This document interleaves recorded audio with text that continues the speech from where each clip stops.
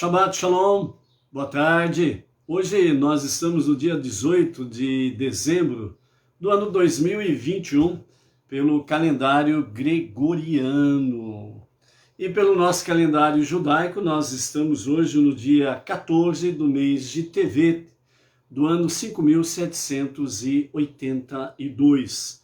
Estamos completando hoje 103 dias do ano 5782. E hoje nós estamos no 7º dia da semana, que é o sagrado dia do Shabat. E por estarmos no 7º dia, nós temos aí então a conclusão da nossa paraxá semanal. E hoje nós estaremos não somente completando a paraxá semanal, mas também nós estaremos completando o primeiro livro dos 5 livros da Torá, os 5 primeiros livros da Bíblia. Então hoje nós vamos completar o livro de Bereshit. E estamos aí então para a tarde com a Torá, para podermos completar hoje o livro de Bereshit. Temos bastante coisas bonitas, lindas, sublimes, espirituais, palavras que vêm chacoalhar conosco, palavras que vêm nos exortar, nos elevar, e palavras que vêm trazer para nós realmente força, porque quando nós encerramos um livro da Paraxá, aliás, quando nós encerramos um livro da Torá, nós falamos Hazak, Hazak, Venit Hazek. E aí nós vamos ver hoje também o porquê dessa expressão, o que significa isso, e porque em todo o final dos 5 livros da Torá, nós falamos essa expressão. E porque falamos 3 vezes, temos aí esse aprendizado para hoje também. Também vamos ver aí a respeito o que a Hassidut, os ensinamentos Chabad traz para nós de uma forma mais sucinta, objetiva, sobre as 12 tribos, né? Então estaremos falando sobre isso daí também, né? E também vamos ver aí qual é o significado do papel de Yosef com respeito a nós, propriamente dito, exatamente de forma explícita e literal do nosso povo judeu e de nós não judeus entre as nações, a ligação que há nessa questão toda aí e o que nós podemos de fato aprendermos com isso daí. Ou seja, o estudo da Torá é algo sublime e precisamos realmente cada vez mais estarmos aí cercados pela Torá, né? Então, por isso, sem sombra de dúvidas, quando nós fazemos com amor e alegria o estudo da Torá, isso nos alimenta, fortalece e faz com que nós vamos seguir em frente. Baruch Hashem. Então vamos ver primeiramente o que o nosso Rebbe Menachem Mendel, o tzadik da nossa geração, o líder da nossa geração, o justo e o líder da nossa geração, fala conosco hoje no dia 103, né, do ano 5782. E para o final da nossa paraxá, nós temos uma mensagem maravilhosa do nosso Rebbe Menachem Mendel, falando do encerramento do nosso livro Bereshit, e já dando, né, jogando aí no bom sentido, né, uma boa isca, né, sobre o próximo livro que vamos entrar aí a partir de amanhã, Shemot, Êxodo, né? Então o nosso Rebbe Menachem Mendel tem também uma mensagem preciosa, maravilhosa, no encerramento do nosso livro de Bereshit, ok? Então vamos começar com o nosso Rebbe e pela graça bendita de Hashem, vamos aí encerrar a nossa live de hoje, né, com também a mensagem do nosso Rebbe Menachem Mendel. Então ele diz assim hoje: jejum e flagelação do corpo não são um caminho válido para a nossa geração. Não só porque a maioria de nós é frágil demais para debilitar ainda mais o nosso corpo. Não só porque a fraqueza provocada pela fome pode interferir em sua capacidade de fazer o bem no mundo, mas principalmente porque agora chegou o momento de viver uma vida espiritual com o corpo e não contra ele, né? Ou seja, o que o nosso Rebbe está dizendo aqui, que fora os jejuns que nós temos aí, já pré-estabelecido pela Torá e pela Hassidut Chabad, né, pela sabedoria Chabad, nós não precisamos colocar sobre nós jejuns maiores, né? Já tem a base dos jejuns básicos que temos por aí durante o ano, e então esses aí são aquilo que é base essencial para ser feito. Além disso daí é querer trazer um flagelo maior para o nosso corpo. A essência que o nosso Rebbe tem para nós aqui é que a nossa geração, ela precisa aprender cada vez mais a interagir a nossa vida espiritual e o nosso corpo físico. O nosso corpo físico, nós precisamos trazê-lo realmente a uma dimensão espiritual para podermos cumprir a nossa tarefa suprema, que é ombro a ombro com o nosso irmão mais velho, o povo judeu, a preparar o mundo para a redenção final com o Mashiach e transformar o mundo para ser, de fato, a moradia de Deus, ok? Então, precisamos trazer aqui, pelo que o Rebbe nos fala, essa harmonia, o nosso corpo físico, com o nosso corpo, entre aspas, né, o nosso corpo espiritual, que é a nossa alma divina, né? Dentro desse aspecto aqui, trazermos realmente, desta forma, o nosso mundo físico para a realidade do nosso mundo espiritual, para que haja harmonia, equilíbrio, para que as coisas possam andar bem, né? Dentro desse aspecto aí, todos nós estamos vendo o que está acontecendo ao nosso redor no mundo, no nosso país, né?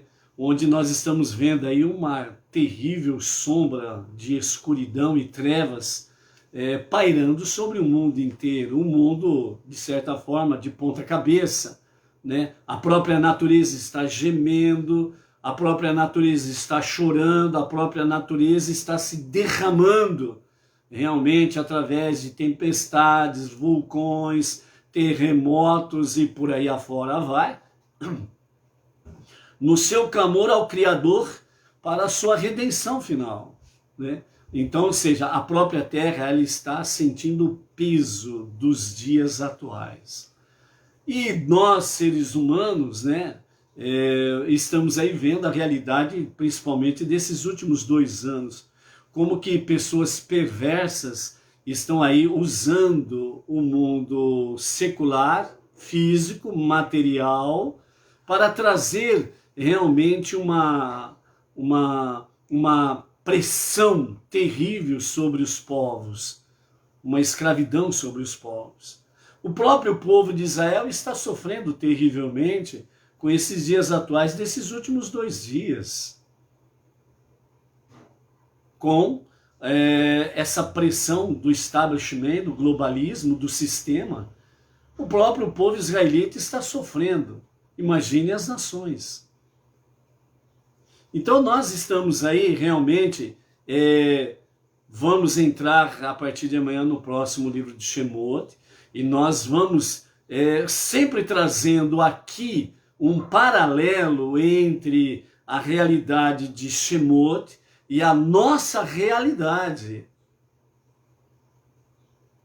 E nós estamos agora entrando num campo em que estão querendo obrigar, né, as nossas crianças na faixa etária de 5 a 11 anos a tomar um remédio que vai prejudicá-las para o resto da vida, onde de fato não existe nenhuma comprovação verdadeiramente científica de que realmente a picada da abelha funciona, certo? Se a coisa fosse tão boa, não precisava obrigar por lei os outros a tomar o referido remédio. Então por aí você já abre os seus olhos, que a coisa é perversa, certo? A coisa é perversa. E nós precisamos batalhar com este mundo físico com muito poder espiritual, porque o sistema perverso, ele é bruto. Eles não têm escrúpulo, eles não têm piedade. Tanto é que eles estão querendo forçar as crianças de 5 a 11 anos a tomar um remédio que vai ceifar a vida destes pequenos antes dos 30 anos, na sua grande parte. Nós já estamos vendo adultos, vidas de adultos sendo ceifadas. Então a escuridão, ela está realmente presente. E a nossa palavra fala através de Salomão que a luz do justo, ela brilha como a luz da aurora e vai brilhando mais e mais até ser dia perfeito. Ou seja, no momento mais intenso da escuridão noturna, é onde que começam a surgir os primeiros raios de um novo dia. Então, esse momento que nós estamos vivenciando, nós precisamos não estarmos sendo sucumbidos pela escuridão, muito pelo contrário. Como diz o Rebbe, a luz que há em ti faça a escuridão brilhar. Então nós precisamos nos unirmos cada vez mais nos quadrantes do nosso planeta, nos 4 ventos do nosso planeta, de norte, sul, leste a oeste, com o nosso clamor a Deus, para que estes raios solares comecem a brilhar mais rapidamente. E que nós possamos ver as nossas crianças sendo salvas desses perversos que querem obrigar uma situação dessa daí.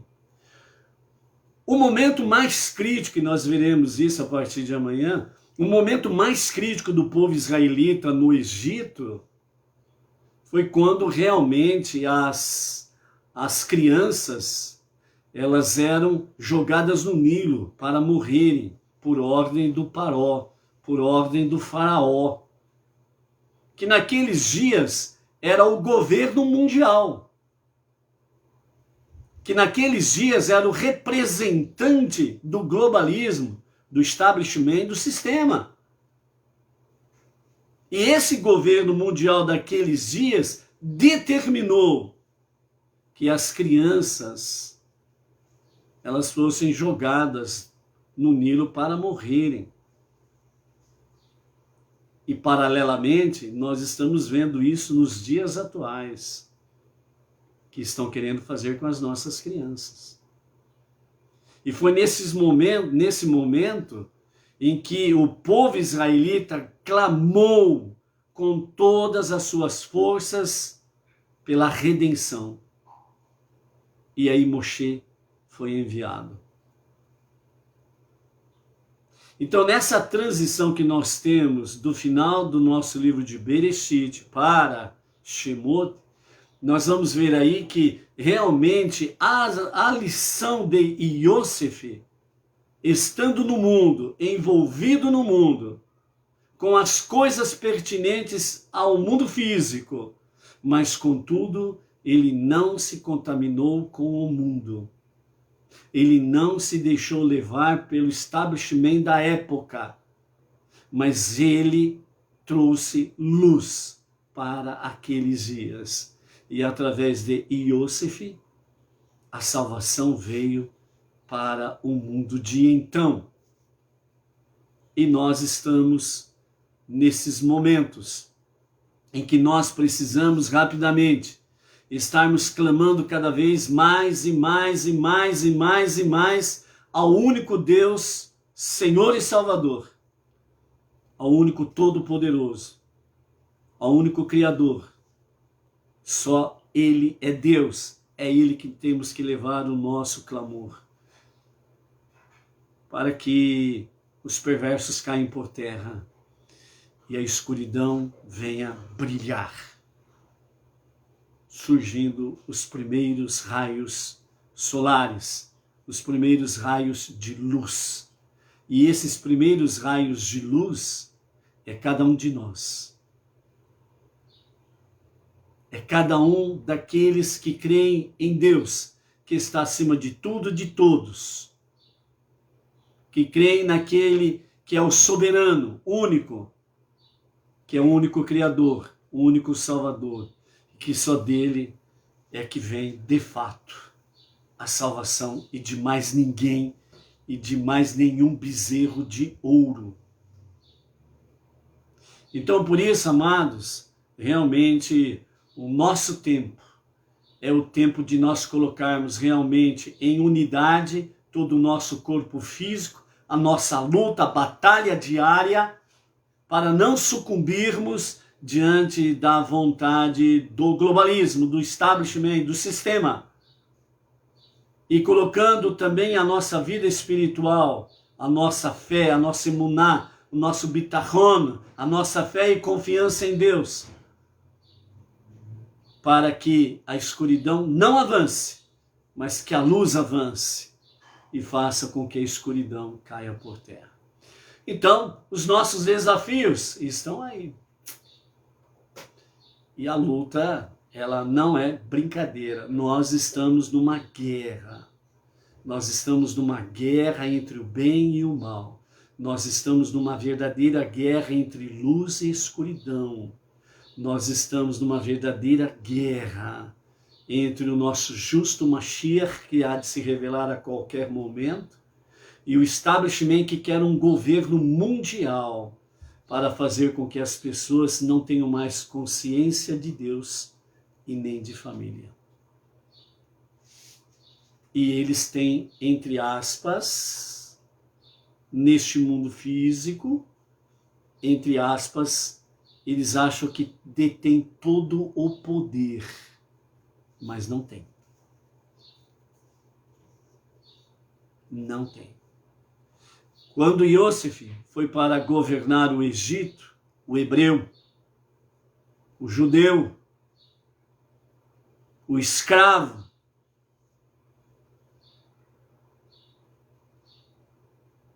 ninguém sabia interpretar o sonho do Paró. Yosef interpreta o sonho e aconselha o que o faraó deve fazer. E então o faraó o nomeia como vice-rei. E o Egito inteiro e o mundo inteiro fica aos pés de Yosef. Isso mostra a realidade do tempo presente. Se o povo israelita e os monoteístas recuarem da sua ação, da sua tarefa suprema, a escuridão toma conta. Mas se continuarem progredindo, a escuridão recua e cai aos nossos pés. Porque Ele, o Todo-Poderoso, o Soberano,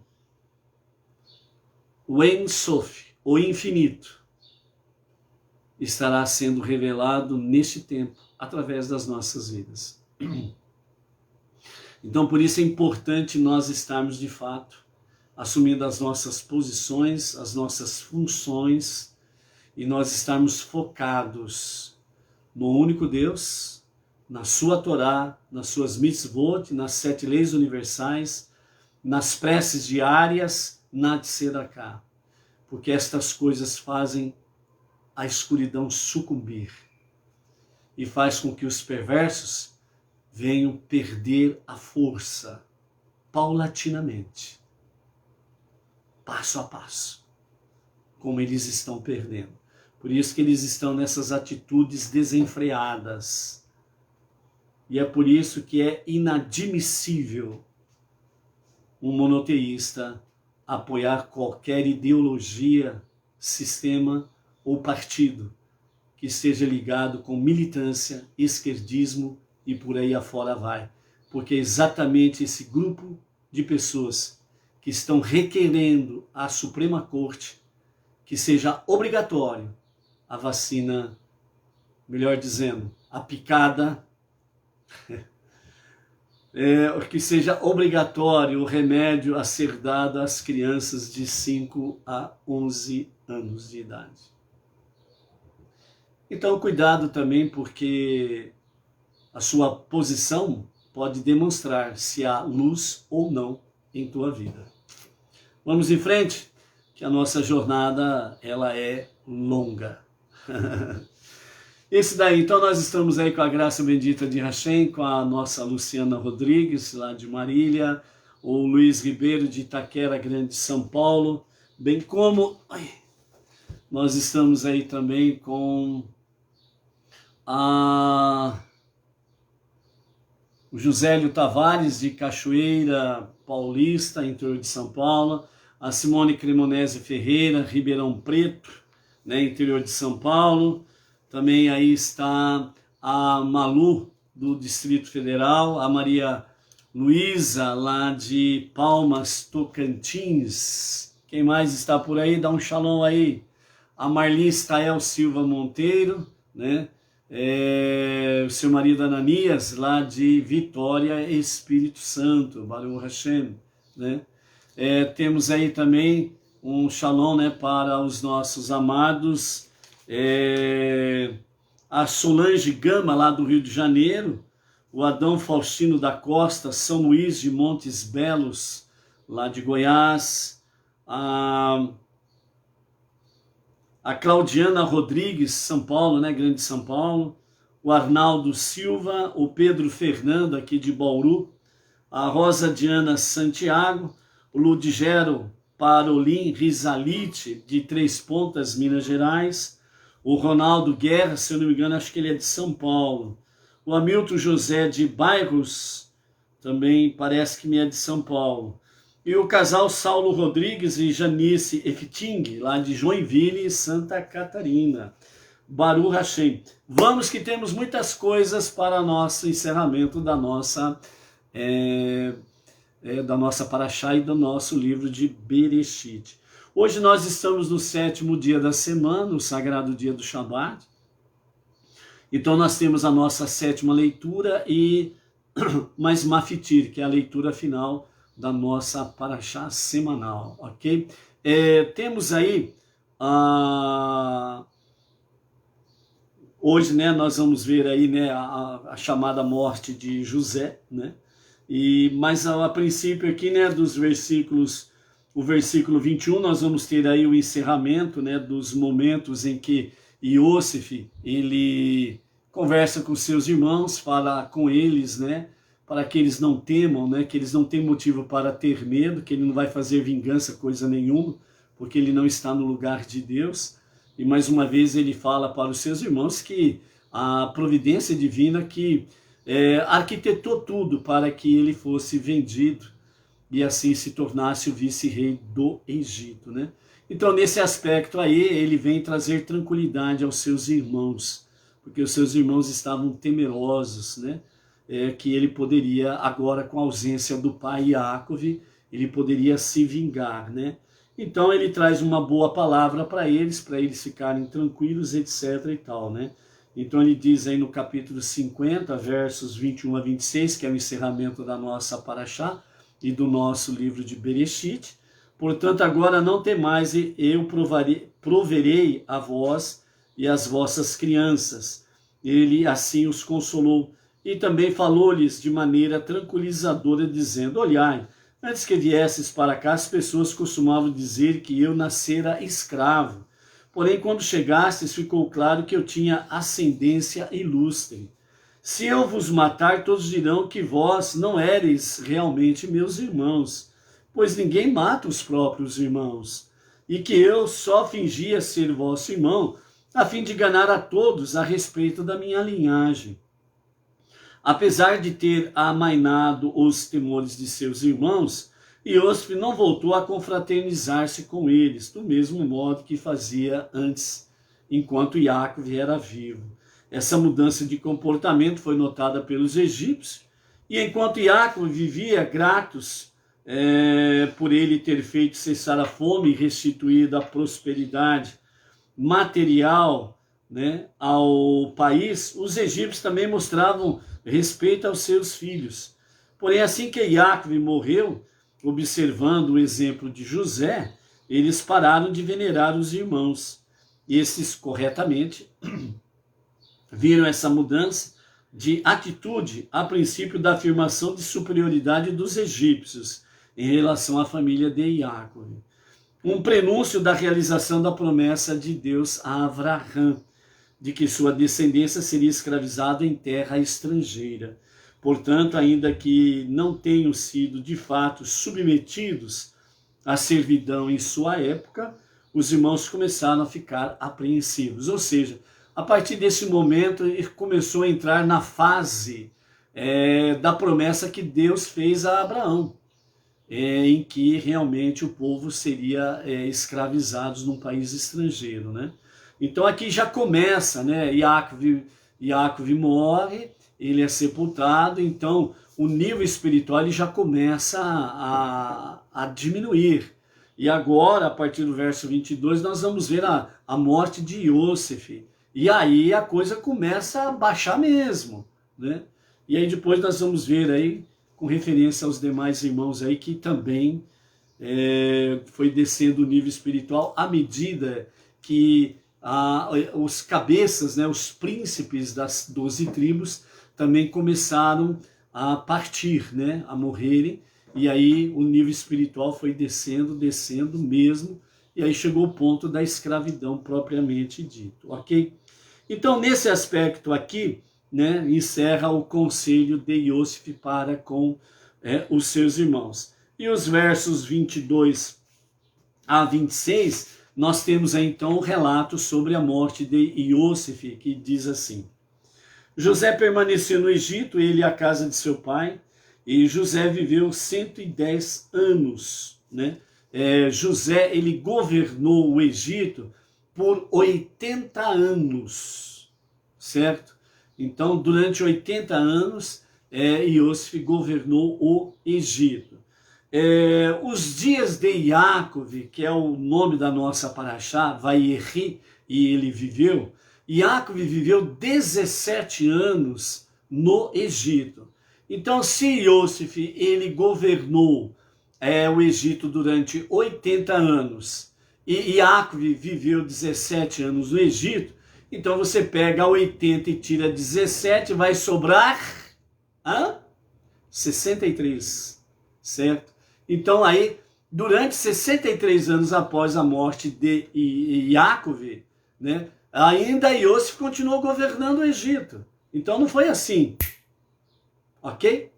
Certo? Então Iacove morreu, logo em seguida morre Iosif, e logo em seguida o povo fica escravo. Não, né? Então tem esse tempo todo aí.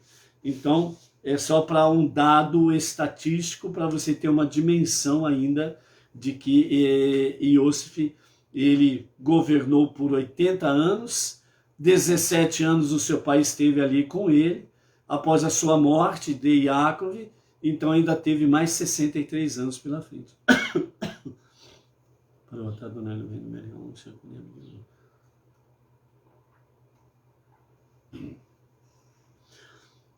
Então agora, versos 23 a 26, que é uma fitira, a leitura final. José viveu bastante para ver os bisnetos de Efraim, e mais tempo ainda, pois os filhos de Mahir, filho de Menaxê, os netos de Menaxê, não só nasceram enquanto José era vivo, José também viveu o suficiente para instruí-los, sustentando-os entre os seus joelhos. Iosif disse a seus irmãos: logo morrerei, mas Deus certamente se lembrará de vós e vos fará subir desta terra, a terra que ele jurou a Abraham, Isaac e Jacove. E Iosif fez os filhos de Israel jurar, para fazer jurar os seus descendentes, dizendo: Deus certamente se lembrará de vós e de vossos descendentes. E quando isso acontecer, vós os ireis fazer levar daqui os meus ossos, juntamente com os vossos. José ouvira de Iacove essa expressão profética: Deus certamente se lembrará de vós. E então a transmitiu a seus irmãos, que por sua vez a passaram a seus descendentes, e assim foi até a época da libertação. Iosif não ordenou a seus irmãos que o enterrassem na terra de Israel, como seu pai lhe ordenara, pois sabia que o faraó não o permitiria. E como seus irmãos não tinham nenhum cargo público de confiança como Iosif, então automaticamente o faraó não daria ouvidos aos irmãos de José de jeito nenhum, né? E José era vice-rei do Egito. o faraó tivera de respeitar seu juramento a seu pai. Contudo, aos seus irmãos, eles eram considerados estrangeiros ali. E eles disseram a seus descendentes que levassem seus restos mortais quando finalmente partisse. Uma coisa interessante que nós observamos aqui é que é focado sobre os restos mortais de Iosef. Mas Rashi, nos seus comentários aqui, ele fala que não somente os restos mortais de Iosef foram levados para o Egito, mas esses 12 príncipes, né, ou seja, entre eles o próprio Iosef, né, então os 12 filhos de Jacob, todos os seus restos mortais foram levados para Canaã, a terra prometida. Não foi só o de Iosef, os seus 11 irmãos também foram levados para a terra do Egito. E o verso 26, encerrando a nossa aliaia e o nosso livro de Bereshit. Então José morreu aos 110 anos de idade e foi embalsamado e colocado em um caixão. Os egípcios afundaram o caixão no Nilo, pensando que sua presença no rio traria bênçãos às suas águas. Então aqui nós encerramos o nosso livro de Bereshit, ok? O caixão de Iosef, o esquife de Iosef, né? Ele foi de fato levado, foi colocado num caixão, né? O corpo de Iosef. E esse caixão aí, provavelmente era um caixão aí tipo chumbo, né? Colocou no rio Nilo, ele foi parar lá no fundo do rio, né? Porque na visão dos egípcios era que a presença de Iosef lá no rio Nilo, né? Não deixaria com que a seca, a fome, a miséria retornasse, né? Mas que assim pudesse eles terem realmente um rio abundante que transborda as suas margens para fazer com que a terra venha a ser produtiva, né? Então, o esquife de Iosef foi parar no fundo do rio Nilo, né? E depois nós veremos aí como que será retirado dali para ser transportado para a terra prometida. As últimas palavras da Hassidut Chabad, os ensinamentos Chabad com essa questão de Iosef e os seus irmãos e Paró, né, na terra estrangeira, vamos assim dizer, ou como muito bem se expressa os nossos sábios, né, o exílio. Fora de Eretz Israel é exílio, ponto. Então, os nossos sábios, né, na Hassidut Chabad, eles nos falam da seguinte forma, né? Os irmãos de Iosef eram todos pastores que desfrutavam do isolamento, porque achavam que o mundo era uma distração ao seu interesse pelo estudo da Torá e pela oração. Por outro lado, Iosef era capaz de permanecer fortemente conectado com Deus e, ao mesmo tempo, estar envolvido ativamente na administração do país, como era o caso de Iosef.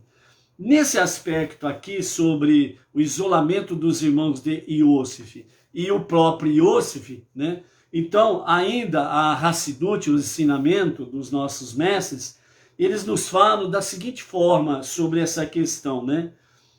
Naquele momento em que o primeiro contato dos irmãos de Iosef com Iosef, quando eles foram comprar alimentos, né, na terra do Egito, e eles foram levados à presença do governador, o vice-rei do Egito.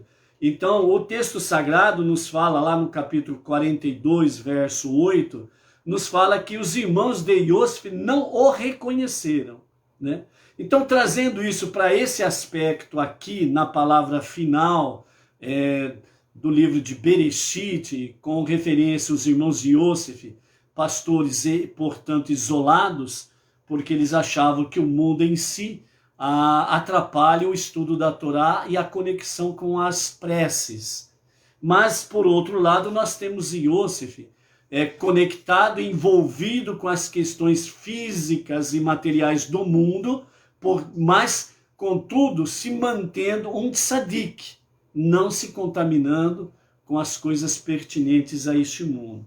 Então, dentro desse aspecto, desses dois grupos, vamos assim dizer, ou dessas duas abordagens, né?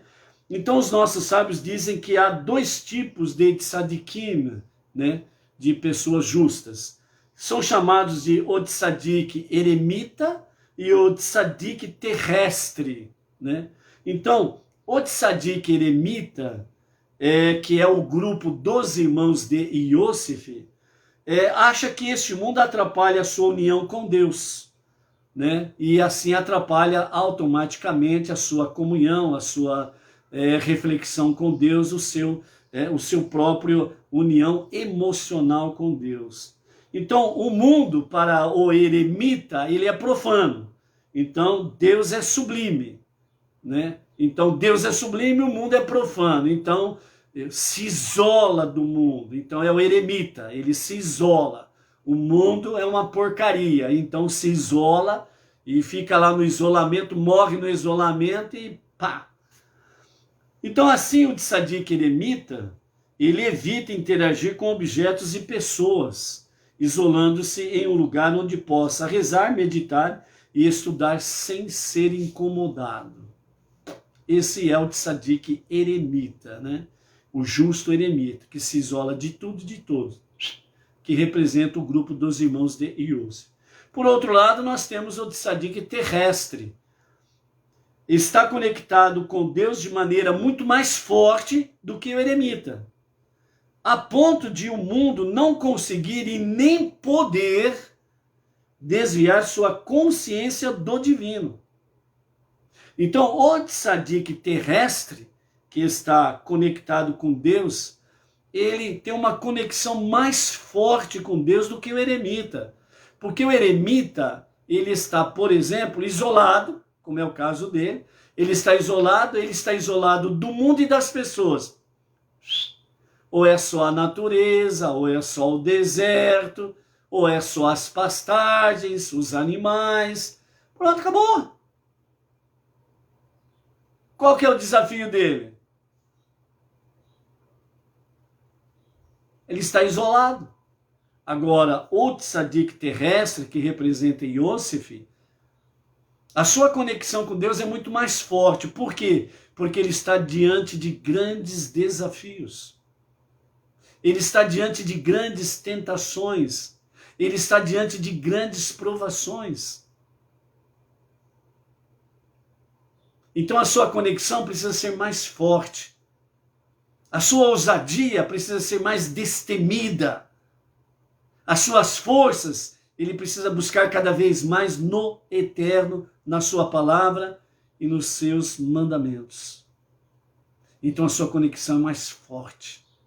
E automaticamente o seu amor para com Deus é maior. Então estamos vendo aí as diferenças. Então dessa forma,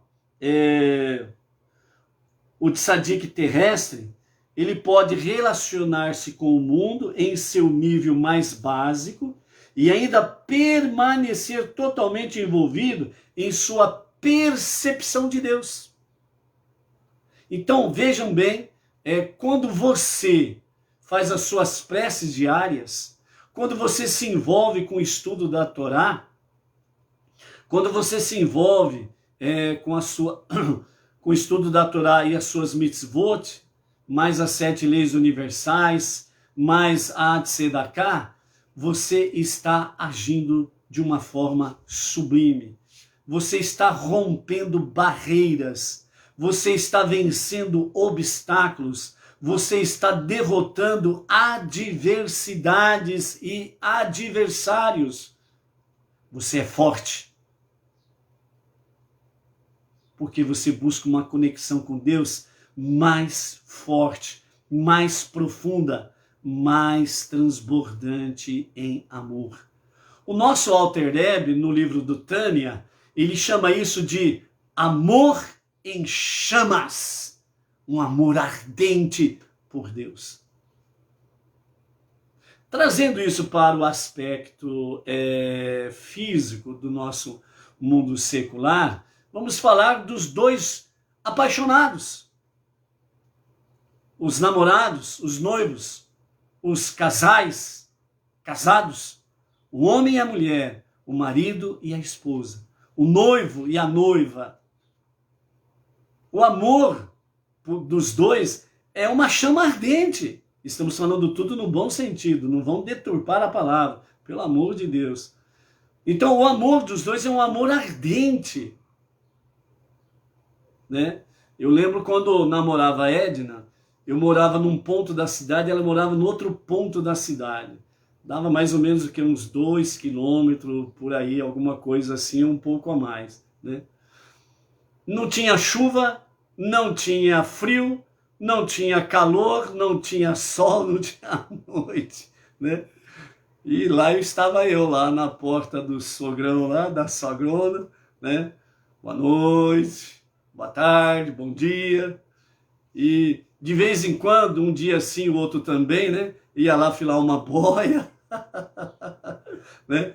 Então não tinha barreira, né? Tinha vezes que a Edna falava assim, mas com essa chuva? Eu falei, ah, minha filha, tô aqui.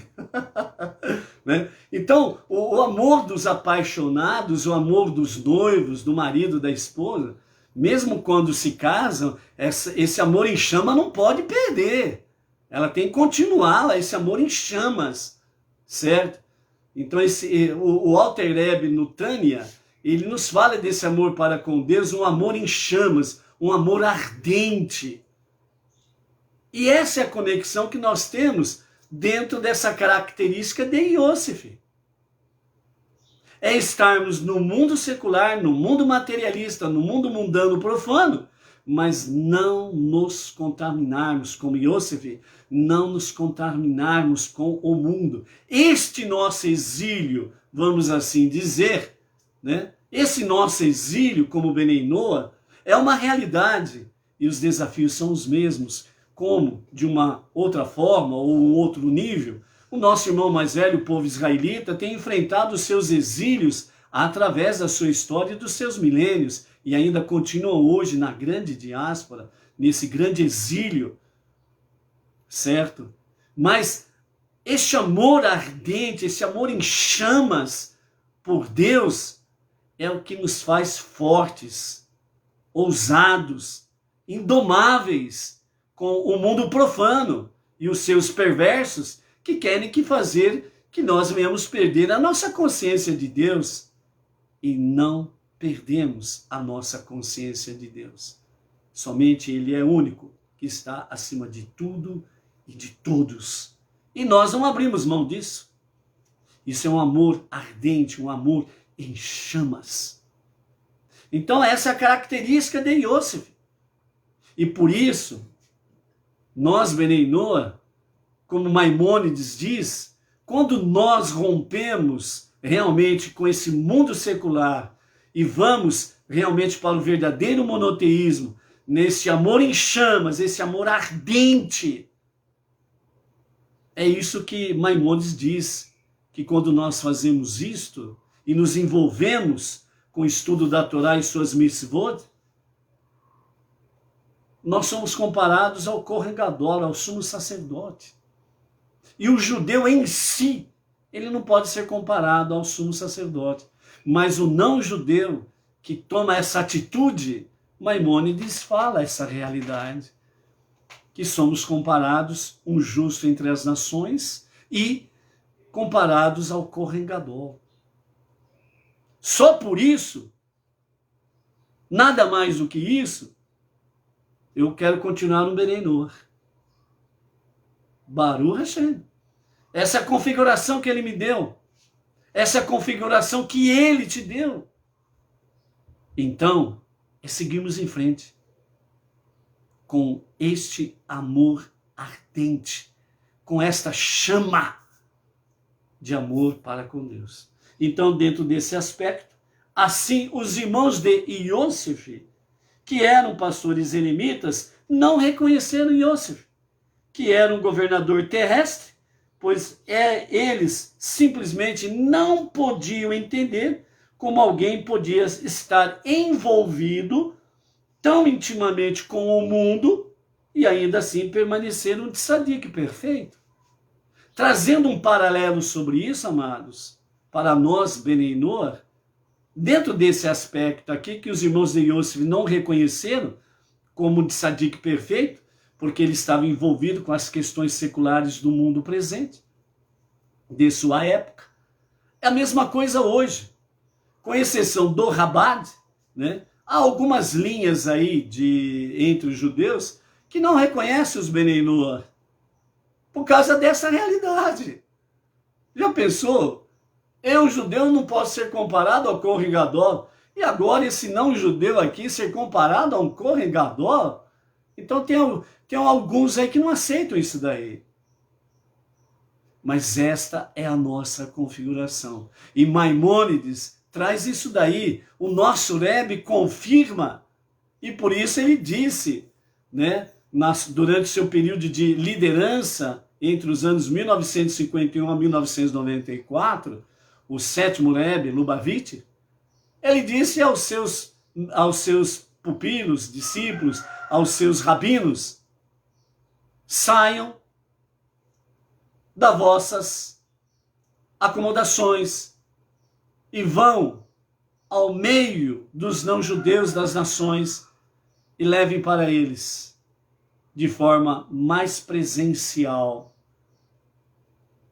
que há um só Deus acima de tudo e de todos. Que há um só Deus, que tem só Ele a unidade e a unicidade. Um Deus indivisível, incorpóreo, um Deus único. E através, então, isso começou de uma forma mais presencial. Os irmãos de Yosef indo para as nações.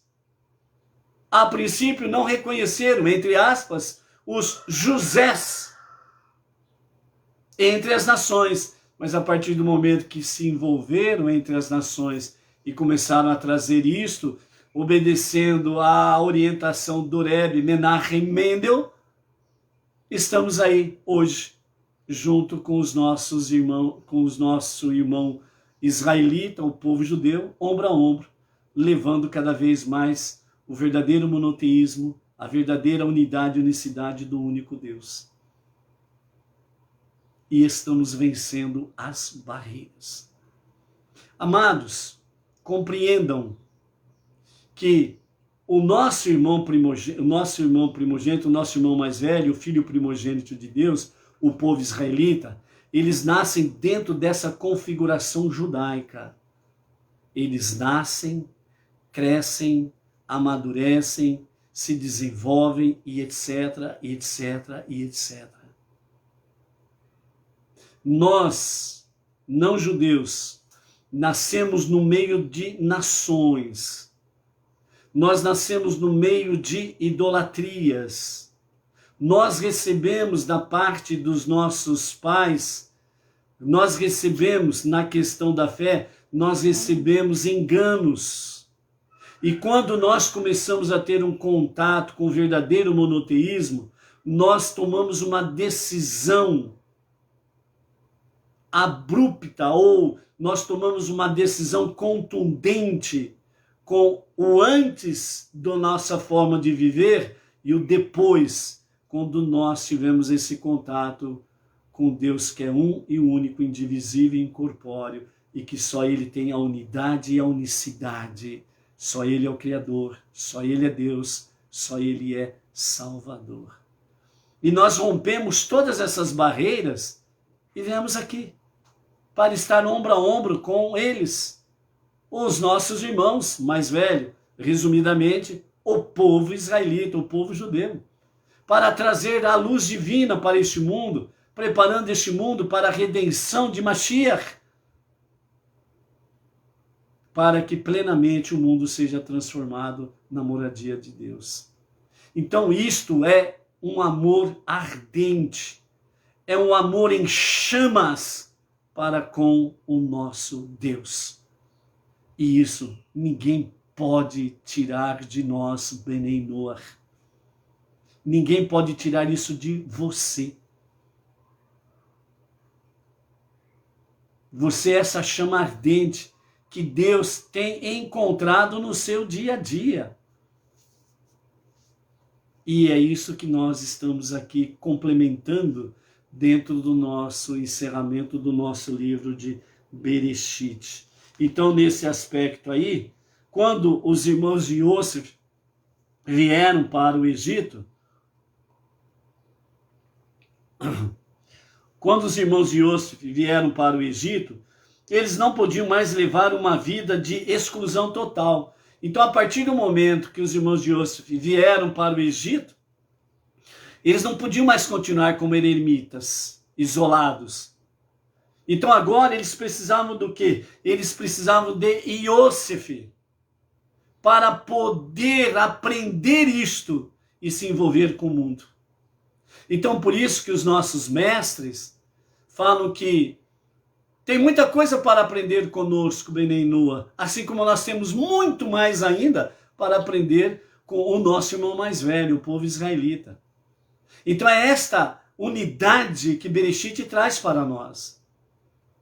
Então esse encontro entre Yosef e os seus irmãos, que culmina com a união, a unidade dos irmãos, é para podermos juntos vencermos os desafios que o mundo nos apresenta.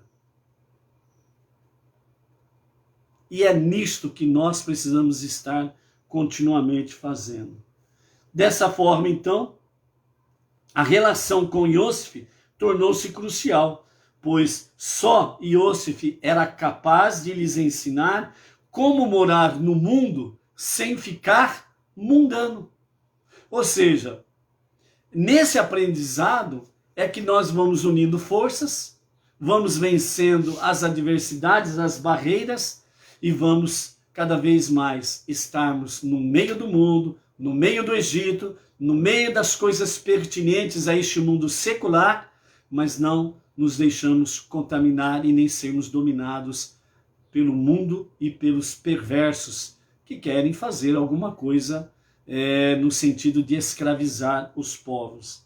Sob esta luz, nós podemos ver que a divisão entre Yosef e seus irmãos foi de fato a causa do exílio que se seguiu, pois posteriormente à morte de Yosef, houve a ausência de Yosef, e com isso aconteceu a ausência do apoio de Yosef. Então os irmãos se viram incapazes de harmonizar as suas vidas espirituais e físicas. Então as questões espirituais do povo israelita no Egito, após a morte de Jacob, após a morte de Yosef, ela foi denegrindo-se. Ela foi diminuindo, e aí à medida que totalmente, Yosef e os 11 irmãos morreram, então aí o nível espiritual do povo em si caiu nos mais baixos níveis. Disso podemos aprender como é fundamental que nossos momentos de estudo de Torá e de oração é de fundamental importância para que nós possamos sobreviver no meio deste exílio. É de fundamental importância que os nossos momentos de estudo de Torá, de oração, nós não podemos perder. É isso que nos alimenta, nos sustenta, nos fortalece para nós continuarmos em frente, para vencermos as barreiras, as adversidades, etc. e tal, e possamos continuar a trazer luz para este mundo, para que o mundo seja completamente transformado na moradia de Deus. É nesta ação que nós, de fato, possamos fazer com que o mundo físico e o mundo espiritual possam harmonizar para ter equilíbrio. E é por isso que a luz não pode parar de progredir. Ela tem que continuar em frente através das nossas vidas. Ok? O desafio está aí. É uma realidade. Não temos como fugir dessa realidade. Ou você vem para a luz e permanece na luz, ou você sucumbe diante da escuridão. E o que tem na escuridão não é nada bom.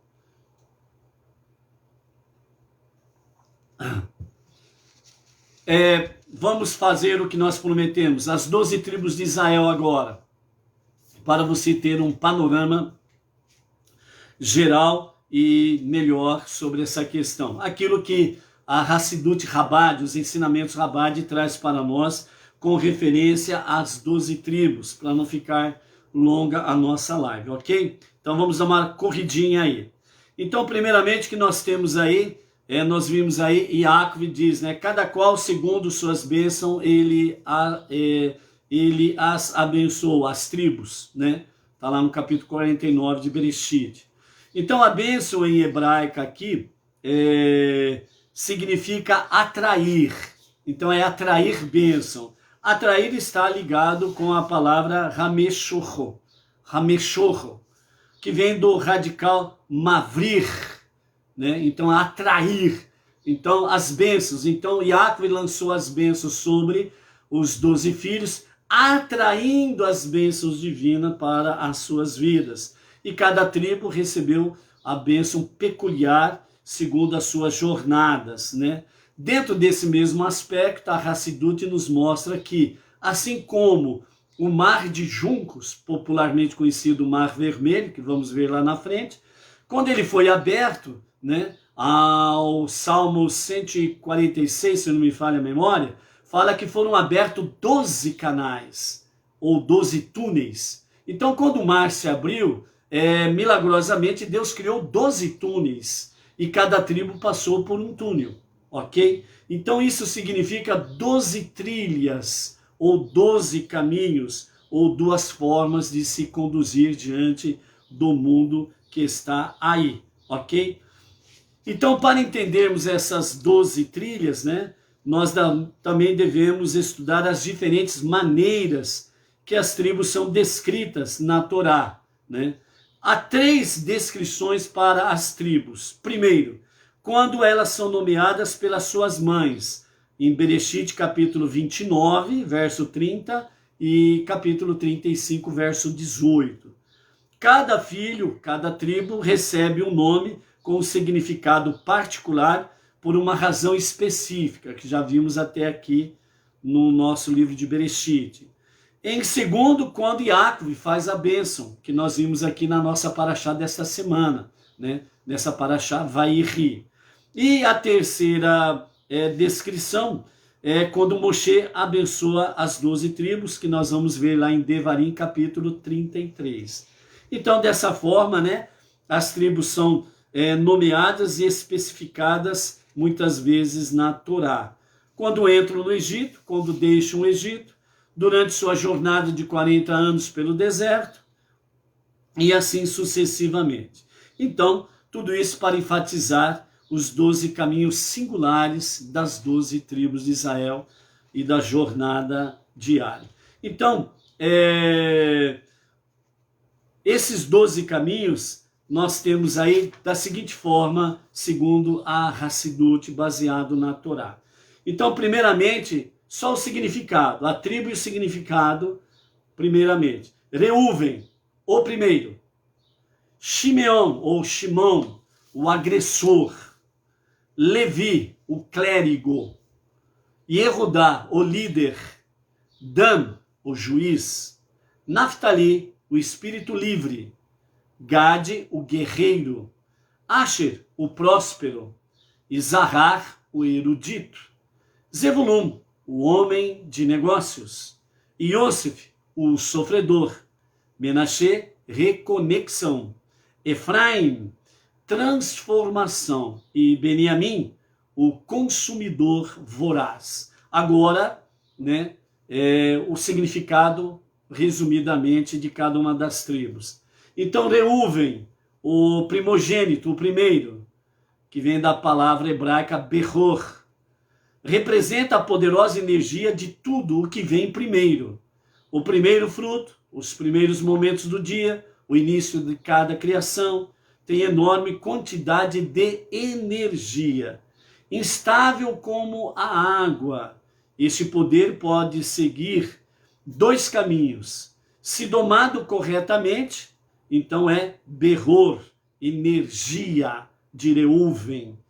Pode mudar os mundos. Se abusado, pode destruir. Pode ver aí, por exemplo, as grandes enxurradas, inundações e companhia limitada. Como a água pode ser fonte da vida, mas se deixada livre, ela erode o seu ambiente e pode inundar as cercanias, ok?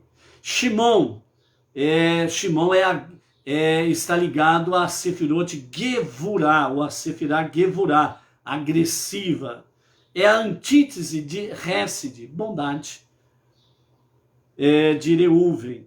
A forte ira e a cruel fúria que pode resultar da Gevurah indomada devem ser eliminadas para que não se transformem em armas de violência que consomem a pessoa e aqueles com quem ela entra em contato, né? Então,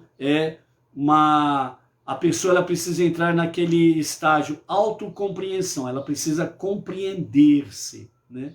Nessa realidade aí, ok? Então, por isso, realmente é importante estarmos conectados com essa questão aí da força, da agressividade indomada, né? Então ela vem para a destruição realmente aí, né? Então é um perigo isso daí, ok? Levi, a tribo escolhida para servir no templo. Levi também significa apegado ou juntado.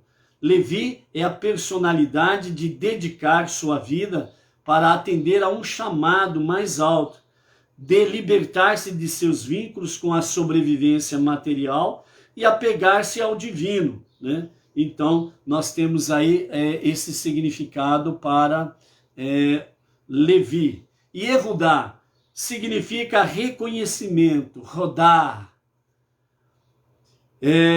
como Modéani, né? Que nós fazemos todas as manhãs quando acordamos, né? Que é o Modéani, é agradecer a Deus por uma nova oportunidade de um novo dia de vida, ou seja, né, é renovação da vida. Então, Yehudá significa reconhecimento, né? Então, o nome de Yehudá também inclui as 4 letras do nome divino de Deus, Havaiá, né?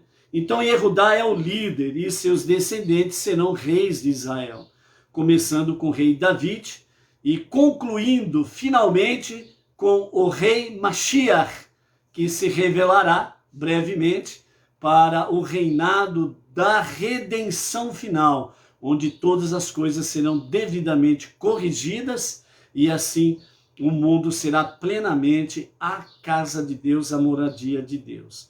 Então, Yehudá é o caminho do altruísmo, né, que no hebraico é chamado de bitul. Bitul. O ingrediente mais vital na verdadeira liderança, né? Então, o verdadeiro líder é aquele que não busca os seus próprios interesses. Ele sempre está preocupado e conectado com o geral, o coletivo, e não com o individual. Então, quando o líder, seja ele quem for, seja qual for o tipo de liderança, seja ela qual for, ele usa muito a expressão eu, não é um verdadeiro líder. Ele está mais conectado com o seu ego, com o seu egocentrismo, a sua egolatria, e ele está ególatra, ele está embriagado com o seu ego, certo? Então essa é uma das características que você descobre a questão ali se tem um líder nato ou não. Quando ele está muito focado no eu, você descobre logo, né? Dan é o caminho da lei e da ordem, né? Porque Dan significa juízo, julgar e etc e tal. Justiça objetiva é o coração de qualquer civilização. Então, uma justiça objetiva. Naphtali é a personalidade do espírito livre, como o servo correndo em liberdade, rompendo os status quo. A independência é um componente necessário ao crescimento. Porém, essa liberdade de espírito deve sempre preocupar-se em pronunciar palavras de beleza.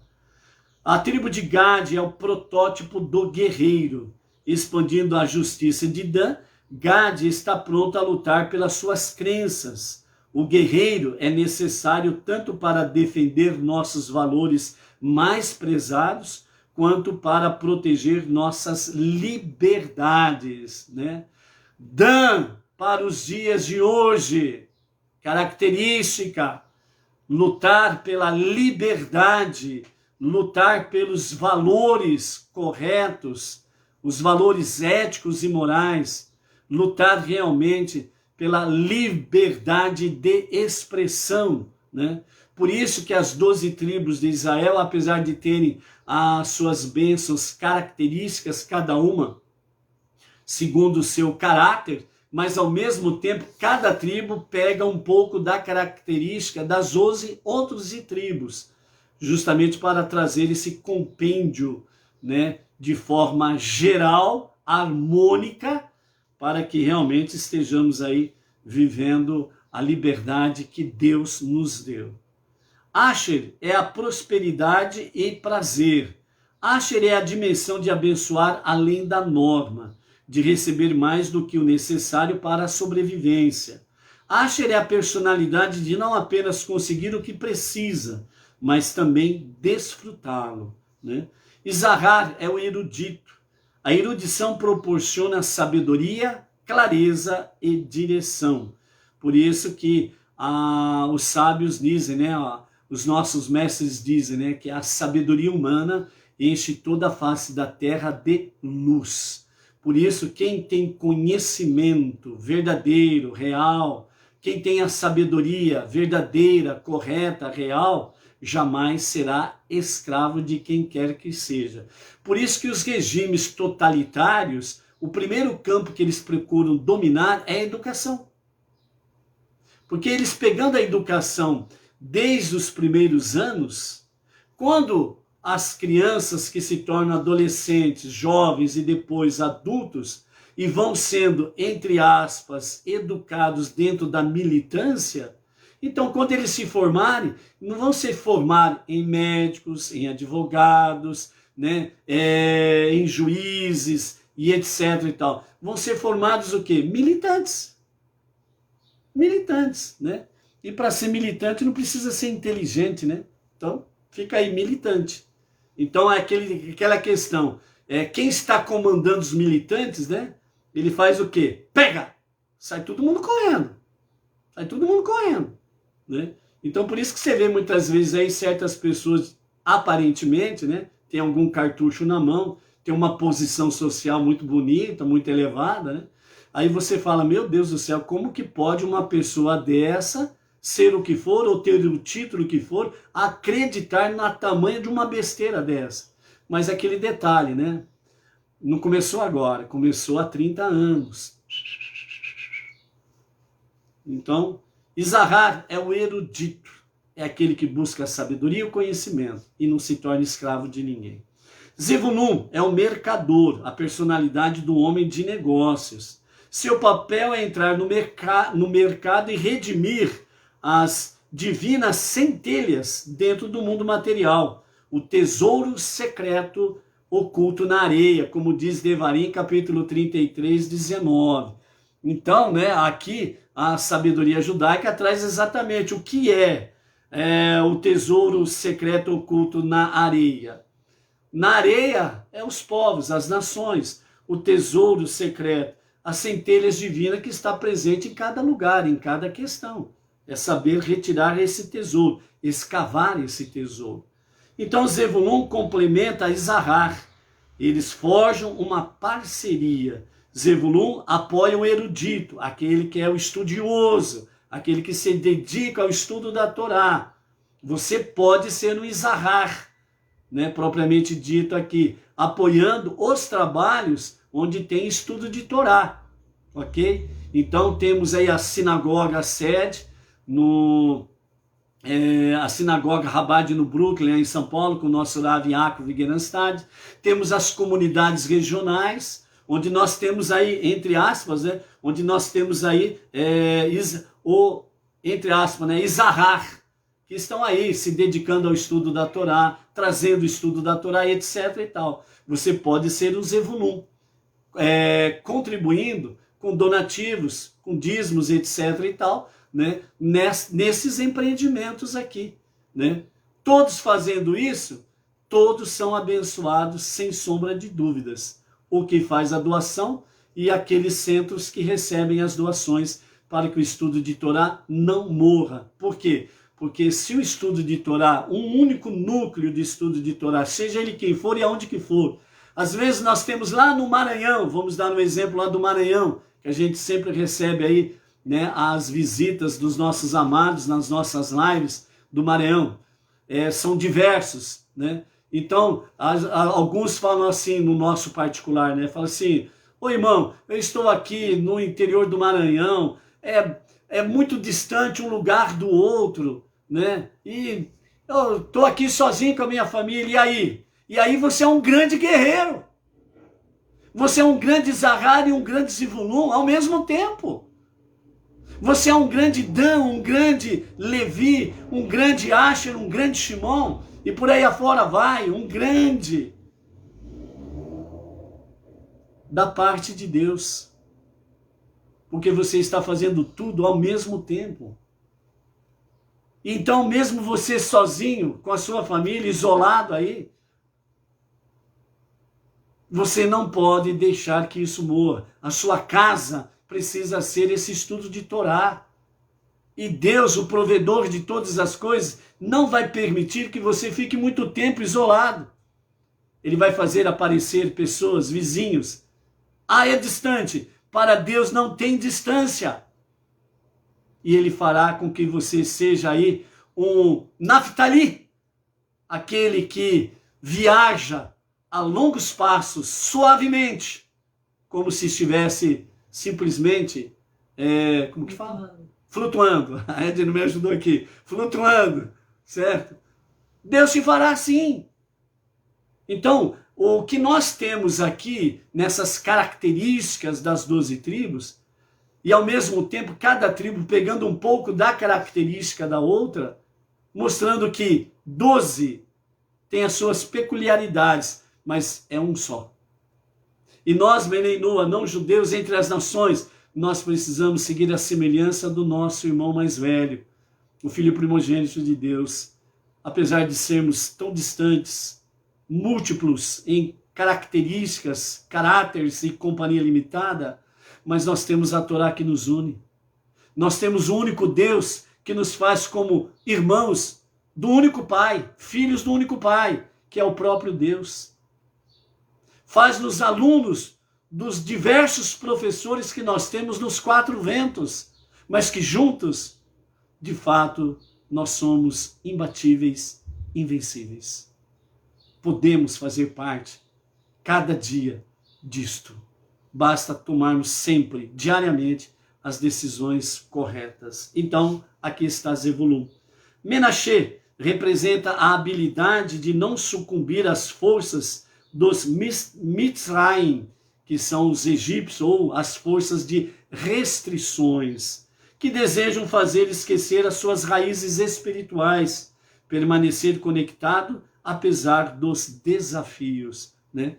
Então, o mundão, o nosso exílio aí, quer fazer de tudo que nós venhamos esquecer as nossas raízes. Por isso, que Yosef deu o nome de Menashe, que o Egito, que procura fazer com que eu esqueça as minhas raízes. Então, quando ele dá o nome ao seu filho, primogênito, Menashe, então ele está dizendo: eu não me esqueço das minhas raízes, eu não esqueço de meu pai Yaakov, eu não esqueço da minha família, eu não esqueço, acima de tudo, do nosso Deus. Isto é Menashe. Depois temos Efraim, que vai ainda mais longe. Não basta apenas sobreviver no ambiente alienígena, mas prosperar, ser frutífero na terra da minha aflição.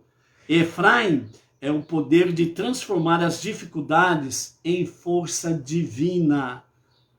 É isso que significa quando Yosef traz o nome para o seu segundo filho de Efraim. Deus me dá forças para eu ir além, mais além. E nós estamos no nosso exílio. E só Deus que pode nos dar forças para nós irmos além. Por isso nos fala o sentido de Efraim. É o poder de transformar as nossas dificuldades em força divina. Em força divina. Uma vez eu falei aqui para vocês, eu falei assim, procure conversar com alguém que tinha tudo e de repente perdeu tudo. Uma mão na frente e outra atrás. O que fazer? Como fazer? Como continuar? Uma vida apagada, quase 38 anos de vida, e simplesmente o sistema vem e diz assim, você não existe, você é um fantasma, você é nada. Família para cuidar, dívidas, casa financiada, por exemplo, o que comer, o que beber, como se vestir, como? Efraim é a revelação do poder de transformar as dificuldades em força divina. Se não fosse isso, certamente aqui não estaria. É algo muito doloroso o tratamento, difícil, mas é algo glorioso quando as dificuldades se transformam em força divina. Assim somos nós. E aí nós vemos para Beniamim, está faminto, faminto pelas centelhas divinas em toda a existência. Assim como um lobo feroz, Beniamim reconhece que sua missão é buscar apaixonadamente amor em chamas, amor ardente, a energia divina embebida em toda a matéria, devorá-la, consumi-la e elevá-la. Dificuldades transformando em força divina.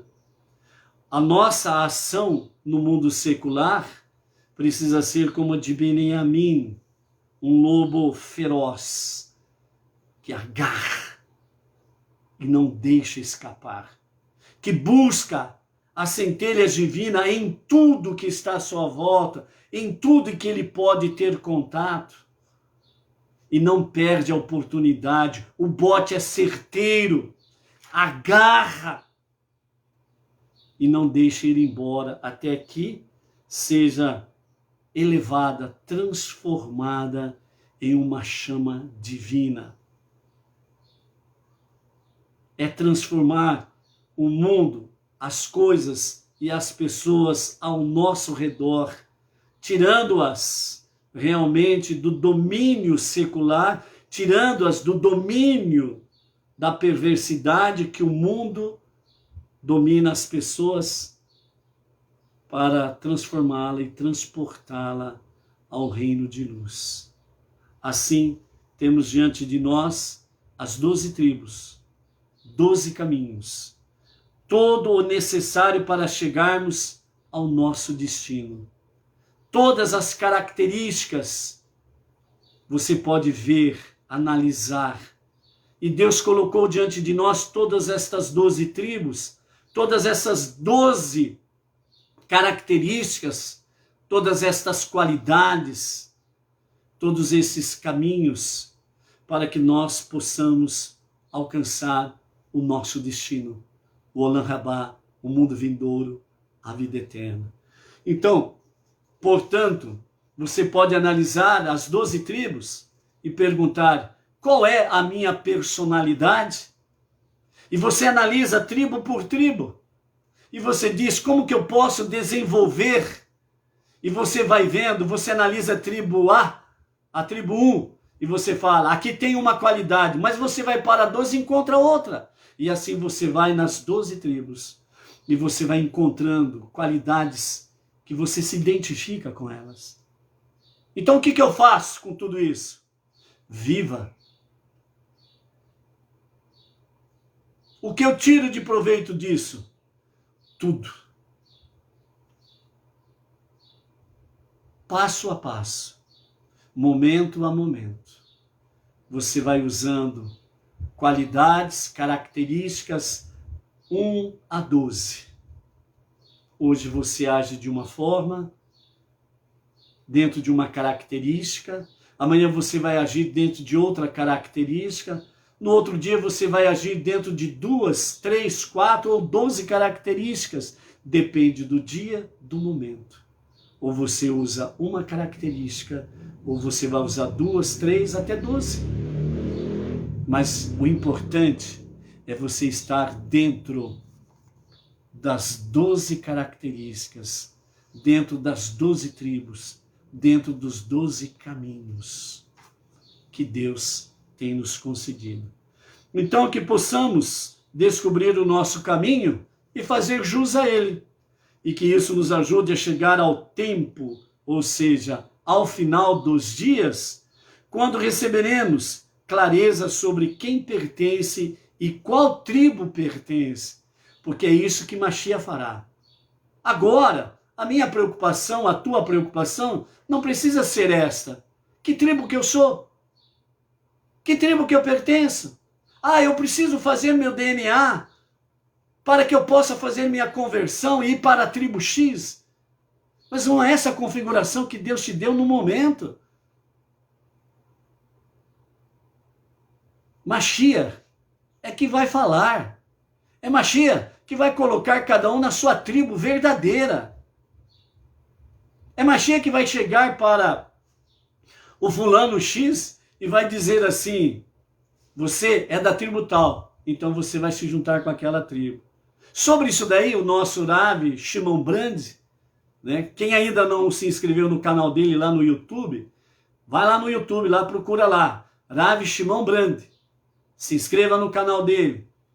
Excelentes estudos, profundos estudos, de forma bem simples, objetiva, de fácil entendimento sobre a Kabbalah, por exemplo, e demais entendimentos das nossas parashiot. E numa dessas, o nosso Rav Shimon Brand diz assim, ó, nesse dia, quando o Mashiach for separar as tribos, de fato, adequadamente, tem muitos judeus que vão ouvir do Mashiach, ó, você não é judeu não, vai lá para a nação tal, que você é lá da nação tal. E tem muita gente que acha que não é judeu, e Mashiach vai dizer para ele, ó, você é da tribo tal, sai daí, vem para cá que a tua tribo está aqui. Então, o nosso Rav Shimon Brand fala sobre isso daí, né? Então, o meu momento eu não preciso me preocupar com isso.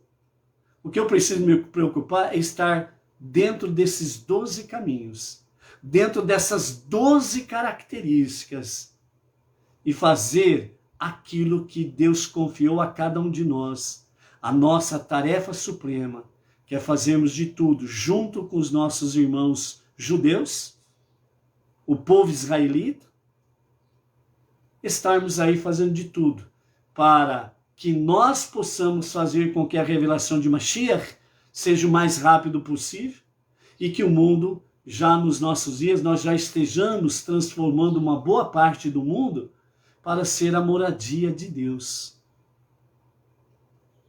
Que tribo? Deixa isso para o Mashiach. Cumpre a tua missão. Tem gente que está tão preocupada em fazer conversão ao judaísmo, tem gente tão preocupada em descobrir que tribo que pertence, que ele não faz nada. A não ser só isso. Se preocupa só com isso. E ele deixa de ser luz para as nações. Ele deixa de levar a presença divina entre as pessoas que estão ao seu redor e aonde ele tem contato. Essa é a nossa tarefa suprema. Deixa Mashiach cuidar da tarefa dele. Não procure fazer a tarefa de Mashiach. Isso daí chama-se abusar, né, realmente do poder que lhe cabe. Né? Você não tem poder para isso. É do Mashiach esse poder aí. Né? Então é realmente ultrapassar os teus limites. Ok? Vamos em frente. como nós estamos encerrando o livro de Bereshit, né? Então nós temos aí a expressão, né? Razak, Razak, Venit Razek, né? Então essa é a expressão que é usada, é o costume a ser usado, isso daí. Inclusive é um costume Rabad, né? Trazer essa expressão aí, né? Então, literalmente, né, dentro da nossa Hassidut Rabad, então, Razak, Razak, Venit Razek, significa literalmente, dentro da Hassidut Rabad, significa ser forte, forte, e seremos fortes. Ser forte, forte, e seremos fortes. Dentro dessa conexão, nós temos aí a expressão feita 3 vezes. Então, 3 vezes se fala Razak, Razak, Venit Razek. Nesse aspecto aí, cada vez que é dito, o valor numérico desta frase é valor de 115. Falando 3 vezes, nós temos um valor numérico 345. E quem ou o que tem esse valor 345? Então os nossos sábios falam que o valor numérico 345 é o nome de Moshe. É o nome de Moshe. Então, lembrando que Moshe, ele passa a liderança para Yehoshua, Josué. E nós temos no primeiro capítulo de Josué, além de Moshe abençoar Yehoshua, né, ser forte, né, Deus também, no primeiro capítulo do livro de Yehoshua, de Josué, nós temos lá no primeiro capítulo, entre os versos 6 a 9, Deus trazendo essa palavra para Yehoshua: ser forte. E não deixe esse livro, nem de dia, nem de noite. Né? Então, de acordo com aquilo que está escrito no primeiro capítulo de Yehoshua, e segundo a bênção, então, quando Deus diz para ele, né, ser forte, e não deixes, não abandone este livro, permaneça neste livro dia e noite, então, significa, segundo os nossos sábios, que nesse momento, Yehoshua, ele estava de fato com a posse da sua grande espada para defender o povo israelita. Um rolo da Torá, um Sefer Torá. Por isso que os nossos sábios falam que todo rei israelita, todo rei de Israel, ele podia esquecer a espada como arma, mas ele jamais poderia esquecer um rolo de Torá, um Sefer Torá, para estar consigo, aonde ele fosse. Seja numa viagem, seja para a guerra, ele sempre tinha que estar com o rolo de Torá como posse. Então, no seu cinturão, estava ali sempre uma caixinha, uma forma cilíndrica, e ali dentro estava um rolo de Torá. Ele não podia deixar. Ele podia até esquecer a espada como arma, mas ele não podia esquecer o rolo de Torá. É a mesma coisa que Deus falando com Moshe nesse sentido aqui, ok? Então, dessa forma aqui, né, nós encerrando então o livro de Bereshit, então nós temos aí Razak, Razak, Venit Razek, que significa, né, como já vimos aí, ser forte, forte e seremos forte, né? Literalmente falando, e seremos fortes. Ser forte, forte, seremos forte, né? Também há um Razak, Razak, Venit Razek, também, e nós seremos fortes, né? Numa outra composição, numa outra fala de outro sábio, né? Então, desse sentido aqui, o significado você deve ser muito forte e resoluto. Então, o estudo da Torá é para romper todas as barreiras. A barreira da preguiça e da indiferença. Vamos só dar esses 2 exemplos. e as suas ramificações que é que nem uma enxurrada. Então, Razak, Venit, Razek, não é simplesmente ser forte e seremos fortes, mas também significa que nós seremos fortes. Ou seja, você deve ser muito forte e resoluto para estudar a Torá e os seus mandamentos.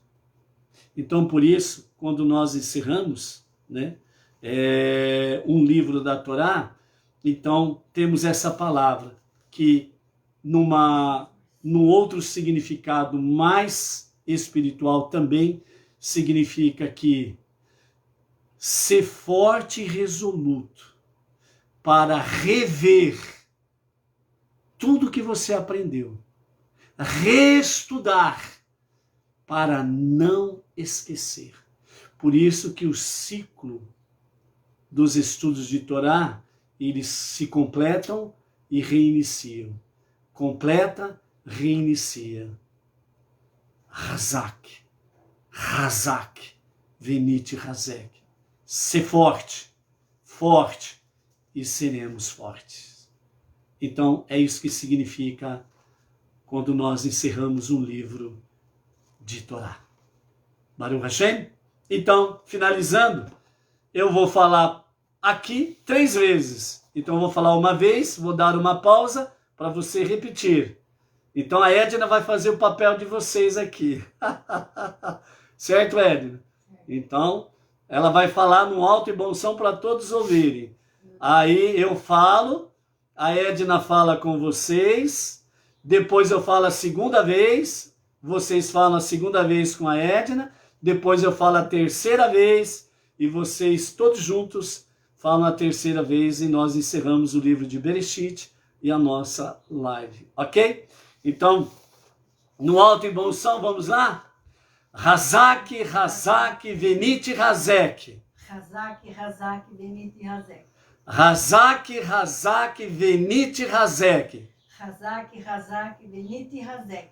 Razak, Venit, Razek. Razak, Venit, Razek. Baruch Hashem. Baruch Hashem. Um bom final de Shabbat, uma boa passagem na Havidalah, do dia sagrado do Shabbat para o início dos 6 dias comuns. E amanhã estaremos de volta aqui com o início de Shemot, o livro de Êxodo. Baruch Hashem. Até lá.